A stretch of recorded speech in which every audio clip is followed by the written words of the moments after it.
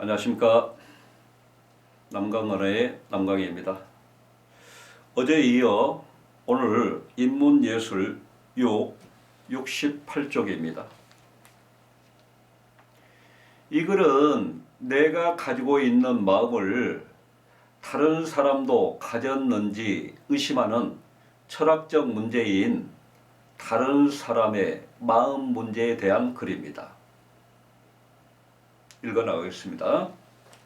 전체적으로 5문단으로 얽히면 되어 있습니다. 자, 첫 번째 문장 쭉 몇 줄이죠?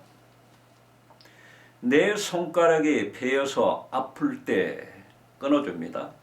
나는 내가 아프다는 것을 직접 안다 그렇습니다. 여기까지 쭉 몇 줄입니다. 자, 결국 뭐냐? 나는 내가 아프다는 것을 직접 안다 그렇습니다. 그러면 지금 첫 번째 문장에서 자신의 마음을 아는 방식에 대해서 이야기하고 있습니다. 거기다 쭉 몇 줄 긋고요. 뭐라고 적어주냐면 내 마음을 아는 방식 이렇게 적어주세요. 내 마음을 아는 방식. 그 다음에 저 끝에 보게 되면 직접 안다 그랬는데 직접에다 동그라미입니다. 내 마음을 아는 방식은 직접 아는 것입니다. 다시 말해서 나의 행동이나 나의 느낌의 대상이 되는 것에서 추론하는 것이 아니라 그 아픔을 직접 안다 것입니다. 거기다 쭉 몇 줄입니다. 그 아픔을 직접 안다 밑줄 긋고 직접에다 동그라미. 그러나 그렇습니다. 역접이죠. 다른 사람이 손가락을 베어서 아파할 때는 내가 아플 때와 동일한 방식으로 그것을 알지 못한다 그렇습니다. 여기도 쭉 몇 줄 합니다. 무슨 말이냐? 다른 사람의 아픔을 아는 방식 그렇습니다. 자, 다른 사람의 아픔을 아는 방식 그렇습니다. 결국 뭐냐? 다른 사람의 아픔을 아는 방식, 다른 사람의 마음을 아는 방식이라고 이야기할 수 있겠죠. 그의 손가락의 피를 보거나 아파하는 행동을 보거나 아프다고 말하는 것을 듣는 등의 사실에서 그렇습니다. 여기서 이를테면 끊어주세요. 그들의 고통을 추론하는 것이다 그렇습니다. 그의 고통을 추론하는 것이다. 여기다 몇 줄. 추론에다 동그라미. 자, 내 마음을 아는 방식은 직접 알고요. 다른 사람의 마음을 아는 방식은 추론해서 아는 것입니다. 일문단어 소주제 잡겠죠. 내 마음을 아는 방식과 다른 사람의 마음을 아는 방식의 차이에 대해서 이야기하고 있죠. 그러면 그 전체적으로 전개 방식상 대조가 될 겁니다. 자, 두 번째 문장 들어가겠습니다. 다른 사람이 아프다는 것을 직접 알지 못한다는 점에서 내가 가지고 있는 마음을 다른 사람도 가졌는지 의심하는 철학적 문제를 다른 사람의 마음 문제라고 부른다 것입니다. 자, 전체적으로 몇 줄을 하는데요. 이렇게 끊어줍시다. 다른 사람이 아프다는 것을 직접 알지 못한다는 점에서 그렇습니다. 여기 자, 몇 줄을 그때 여기서 한번 끊어주고요. 그 다음에요. 내가 가지고 있는 마음을 다른 사람도 가졌는지 의심하는 철학적 문제 그렇습니다. 이걸 갖다 뭐라고 이야기하게 되냐면 다른 사람의 마음 문제라고 일단 부른다는 이야기입니다. 다른 사람의 마음 문제 네모. 전개 방식상 뭔가요? 정의가 되겠죠. 내가 가지고 있는 마음을 다른 사람도 가졌는지 의심하는 것이 다른 사람의 마음 문제란 얘기입니다. 자, 문단 속에서 정의되는 대상의 형태는 핵심어가 되면 될 수가 있겠죠. 여기서 다른 사람이 아프다는 것을 직접 알지 못한다는 것은 다른 사람이 사실은 아프지 않은데 아프다고 거짓말을 하거나 거짓 행동을 한다는 뜻이 아니다 그렇습니다. 자, 다른 사람이 진실을 말하고 있다고 하더라도 다른 사람도 나와 같은 방식으로 생각하고 느끼고 의식한다는 것을, 즉 곧 마음을 갖는다는 것을 의심하는 일이다 그렇습니다. 여기 부분 이렇게 몇 줄 한번 합시다. 어디 부분이냐면 다른 사람이 아프다는 것을 직접 알지 못한다는 것은 여기 몇 줄 하고요. 쭉 밑으로 내려와서 다른 사람도 나와 같은 방식으로 생각하고 느끼고 의식한다는 것을, 곧 마음을 갖는다는 것을 의심하는 것이다. 여기다 되면 몇 줄입니다.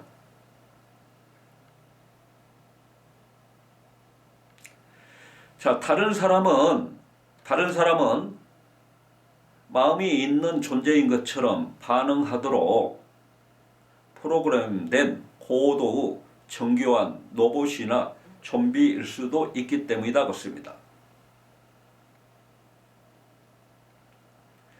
다른 사람의 마음에 대한 의심은 세계에 대한 우리의 알을 믿을 수 있느냐는 인식적 회의론과 과거를 근거로 미래를 예측하는 기납 추론이 정당화되느냐는 기납의 문제와 함께 철학에서 대표적인 회의론으로 꼽힌다고 했습니다. 어쨌거나요, 여기 보게 되면 지금 이 문단의 핵심의 형태는 다른 사람의 마음 문제, 다른 사람의 마음에 대한 의심 형태죠. 그렇죠? 자, 여기 쭉 밑줄 하대요. 다른 사람의 마음에 대한 의심, 여기다 동그라미 하고요.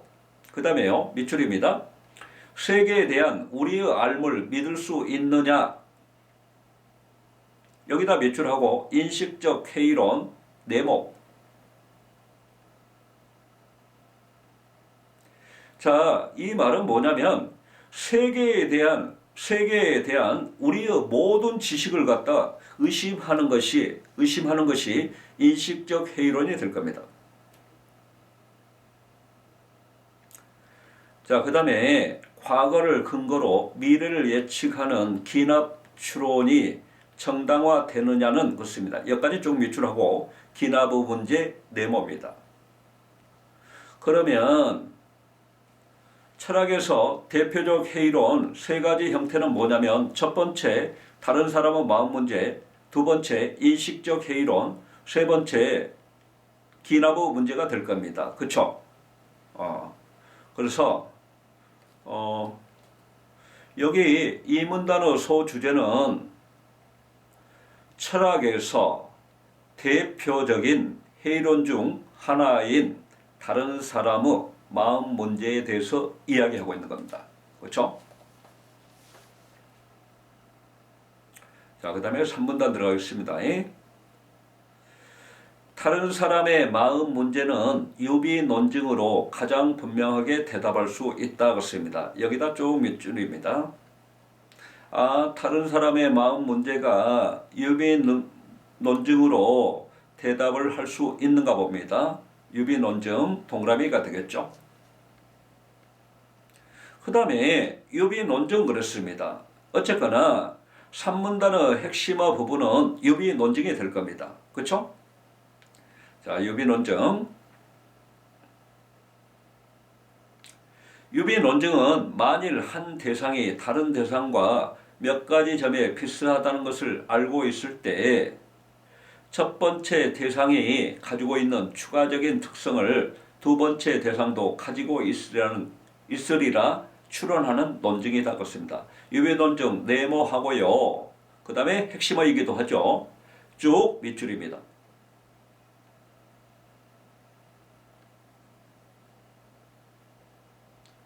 자, 구체적으로 봅시다. 다른 사람은 많은 중요한 측면에서 나와 닮았다 그렇습니다. 자, 결국 내가 혹은 다른 사람과 내가 할 때면 서로 할 때면 닮았습니다. 그렇죠? 우리는 모두 동일한 종의 구성원이기에 신체나 행동이 매우 비슷하다 그렇습니다. 신체나 행동이 매우 비슷하다 그렇습니다. 결국 뭡니까? 비슷한 점을, 유사점을 가지고 있다는 이야기죠. 자, 따라서 내 손가락을 베었을 때에 내가 고통을 느끼는 것을 근거로 다른 사람도 손가락을 베었을 때에 나와 똑같이 고통을 느끼리라 추론하는 것이다 그렇습니다. 자, 그래요. 어떤 부분에서 신체나 행동이 비슷해요. 그렇죠? 자, 그러면 이것은 몇 가지 점에서 일단 비슷한 점이 되겠죠. 그래서 내가 아팠어요. 자, 다른 사람도 손가락을 베었을 때 아플 것이라고 일단 추론하는 겁니다. 그렇죠? 결국 무슨 이야기냐? 첫 번째 대상, 내가 가지고 있는 아픔이라는 특성의 형태를 두 번째 대상인 다른 사람도 가지고 있을 것이라고 추론하는 것이 유비 논증이라는 이야기입니다. 그렇죠? 자, 결국 지금 산문단에서 이야기하고 있는 것은 유비 논증의 정의와 예시가 되겠죠. 자, 산문단 들어가죠. 그러나 이 유비 논증은 확실성은 말할 것도 없고 개연성도 약하다 그렇습니다. 그러나 그렇습니다. 세모하고 첫 번째 문장 쭉 밑줄입니다. 어쨌거나 계속 유비 논증으로 이를테면 연결이 되네요. 유비 논증이 핵심어가 될 것 같습니다. 근데 유비 논증, 자, 별표하고요. 확실성은 말할 것도 없고 개연성도 약하다 그렇습니다. 개연성이 뭡니까? 아마 그럴 것이라고 생각되는 성질을 갖다 개연성 그렇게 됩니다. 개연성도 약하다고 이야기했습니다. 그렇죠? 확실성 동그라미, 개연성 동그라미, 그렇죠? 자, 성공한 유비 논증이 되기 위해서는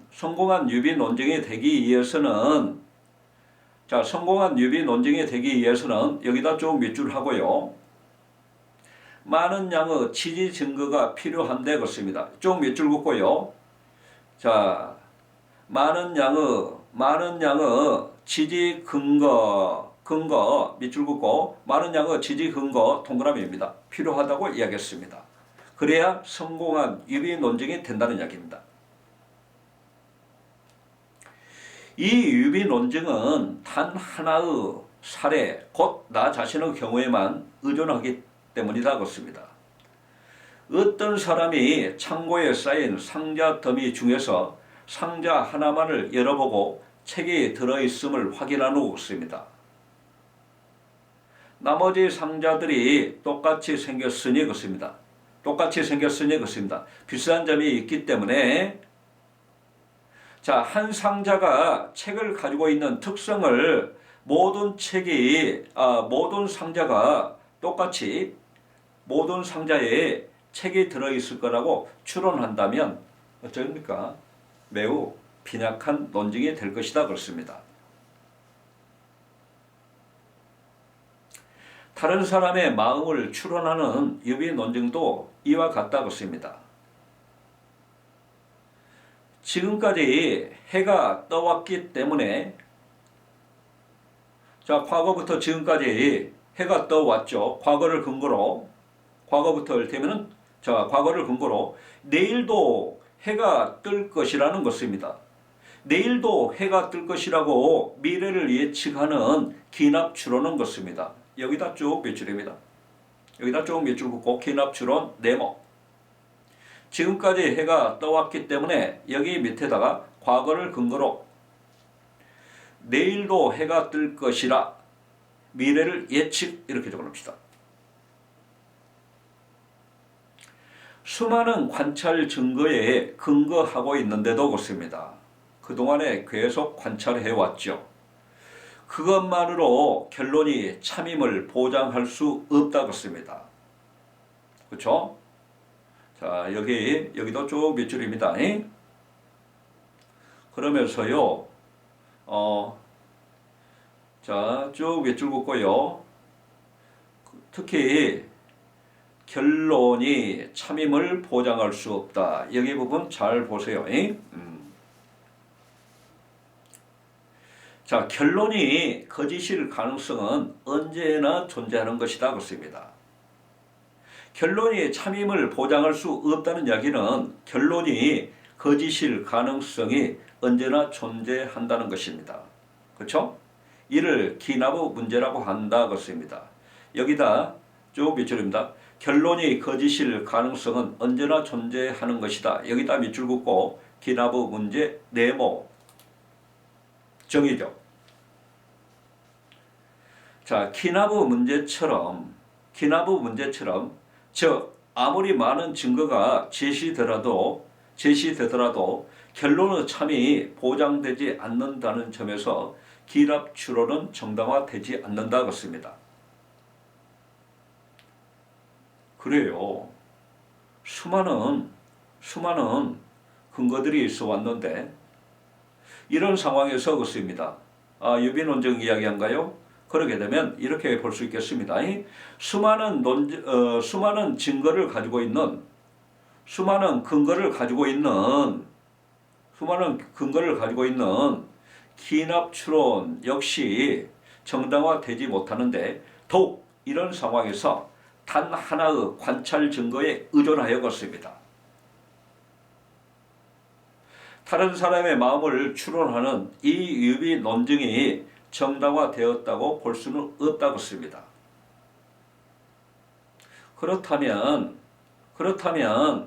다른 사람이 나처럼 마음을 가지고 있다는 상식은 흔들리고 만다 그렇습니다. 그렇죠? 내 마음을 통해서 나와 유사한 다른 사람이 마음을 가지고 있을 것이라고 생각하는 것은 유비 논증이라는 이야기입니다. 유비 논증은 그야말로 이 글에서 이를테면 이야기하고 있기를 사실성이라든가 확실성이라든가 개연성이 약하다고 이야기했죠. 그렇죠? 그래서 사문단에서 이야기하고자 하는 것은 유비 논증이 성공할 수 있는 조건에 대해서 이야기하고 있는 겁니다. 그렇죠? 성공한 유비 논증의 조건이 되려면 뭘 지녀야 됩니까? 많은 양의 지지 증거가 일단 필요하겠죠. 그렇죠? 자, 그 다음에 몇 문단인가요? 그 다음에 5문단입니다. 다른 사람의 마음 문제와 마찬가지로 회의론인 인식적 회의론 것입니다. 다른 사람의 첫 문장 전체 몇 줄인데요. 이렇게 끊어주면서 일단 몇 줄 합시다. 다른 사람의 마음 문제와 마찬가지로 회의론인 인식적 회의론은 것입니다. 인식적 회의론은 네모하고요. 세계에 대한 우리의 모든 지식을 의심하기에 여기까지 몇 줄.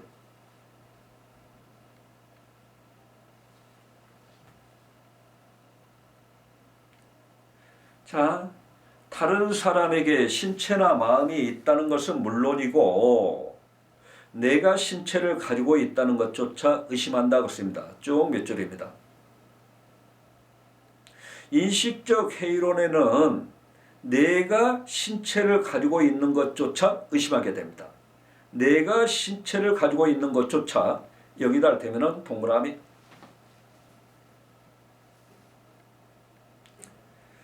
자, 인식적 회의론자들이 오로지 확실히 알 수 있는 것은 의심하고 있는 나의 마음뿐이다.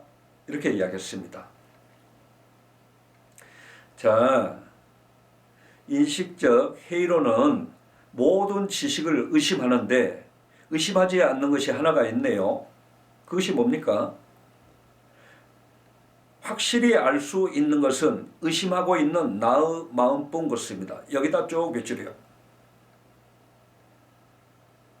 밑에다가 이렇게 한번 적어볼까요? 인식적 회의론자들이 의심하지 않는 것.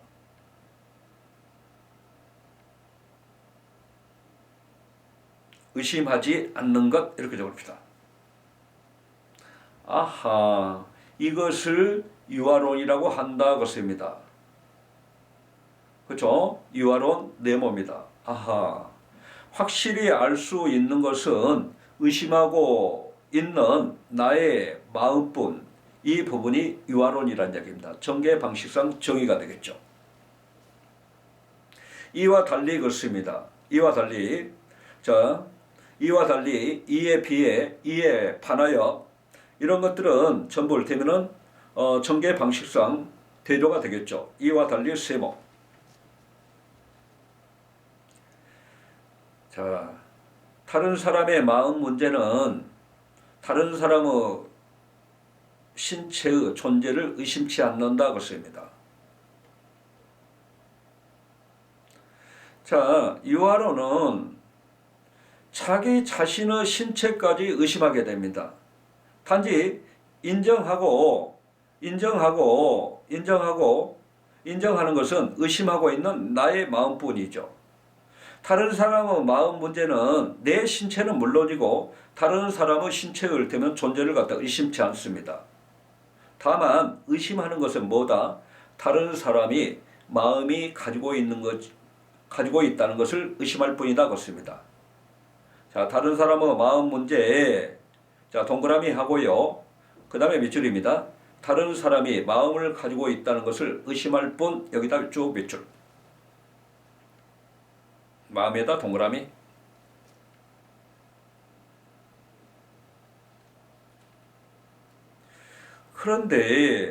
그런데 마음이란 겉으로 드러난 행동에 불과하다고 했습니다. 자, 결국 뭐예요? 마음이 따로 있다는 것을 부인하고 있습니다. 마음은 행동에 불과하다고 이야기하고 있는 겁니다. 주장하는 행동주의 것입니다. 자, 그런데 세모하고요. 마음이란 겉으로 드러난 행동에 불과하다고 주장하는 여기다 몇 줄 하고 행동주의 네모. 마음은 행동에 불과하다고 했기 때문에 행동이 있다면 마음이 있다는 이야기죠. 그러면 다른 사람은 마음 문제에서 다른 사람이 마음을 가졌는지 의심하는 형태인데 이 문제가 손쉽게 해결되는 거죠. 자, 우리는 다른 사람의 겉으로 드러난 행동만으로 그 사람의 마음을 추론할 수밖에 없기에 다른 사람의 마음 문제가 생겼는데 행동이 곧 마음이라고 본다면 문제가 사라지기 때문이다 그렇습니다. 그러나 그렇습니다. 세모입니다. 마음에 관한 이론 중 행동주의는 그리 설득력 있는 이론이라 보기는 어렵다 그렇습니다. 자, 행동주의는 동그라미 하고요. 그리 설득력 있는 이론이라고 보기는 어렵다. 쭉 몇 줄 긋고요. 어렵다에다가 동그라미. 우리 내부에서 일어나는 매우 복잡한 정신활동을 겉으로 드러난 행동과 동일시하기는 어렵다고 생각되기 때문이다 그렇습니다. 한편 세모죠. 전환의 접속어죠. 마음을 심이 될 겁니다. 한자로 행동 대신에 신체 신이 되겠죠. 몸신자. 특히 뇌를 구성하는 물질과 동일시하는 동일론 것입니다. 동일론. 이걸 갖다 심신동일론 혹은 이론론 그러게 되죠. 자, 결국 무슨 이야기입니까? 마음과 특히 신체 중에서 인간의 뇌와 알테면은 동일하게 보는 것이 심신동일론, 이론론 그러게 되죠. 동일론을 지지한다면 다른 사람의 마음 문제도 해결되고 있습니다. 그렇죠? 다른 사람의 마음 문제도 해결되고 행동주의가 갖는 문제도 해결된다고 보는 철학자들이 많다고 했습니다. 현대 신경과학의 발달로 복잡한 정신현상이 뇌를 비롯한 신체의 작용과 동일하다는 것이 점차 밝혀지고 있기 때문이라고 했습니다. 아하, 현대 신경과학에서도 결국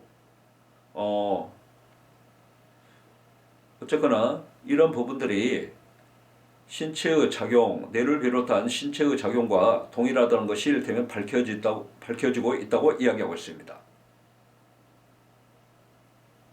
그렇다면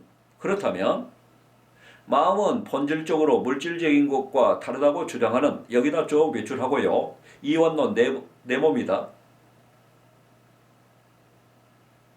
현대의학에서 밝혀지는 것을 보게 되면 심신동일론, 이론론과 유사한 형태입니다. 그렇다면 이 이원론의 형태는 결과적으로 일단 포기하는 것이 되게 될 겁니다. 그렇죠? 자, 여기까지입니다. 결국 오문단의 소주제 부분은 다른 사람의 마음 문제를 해결하려는 시도, 이런 부분들이 나와 있는 거죠. 다른 사람의 마음 문제를 해결하는 시도, 이렇게 일테면 정리할 수 있겠습니다. 소주제요. 자, 지금까지 이야기했던 것을 전체 다시 한번 정리해 드리겠습니다. 전체 주제는 다른 사람의 마음 문제가 제기하는 철학적 문제에 대해서 철학적 문제라고 할 수 있겠습니다. 이 글의 전개 방식은 다른 사람의 마음 문제에 대해서 많은 이론을 제시하면서 전개하고 있죠. 그 다음에 여기 공부하면서 중요한 부분은 다른 사람의 마음 문제를 해결할 수 있는 방법을 글 속에서 찾아 정리해야 할 것입니다. 그렇죠? 오늘 이렇게 정리하고요. 어쨌거나 오늘도 고생 참 많으셨습니다. 좀 힘드시지만 2달간만 규칙적으로 비문학 30분, 문학 30분, 1시간씩 시간 내서 좋은 결과를 맞이할 수 있도록 있기를 바라겠습니다. 내일 뵙도록 하겠습니다. 화이팅!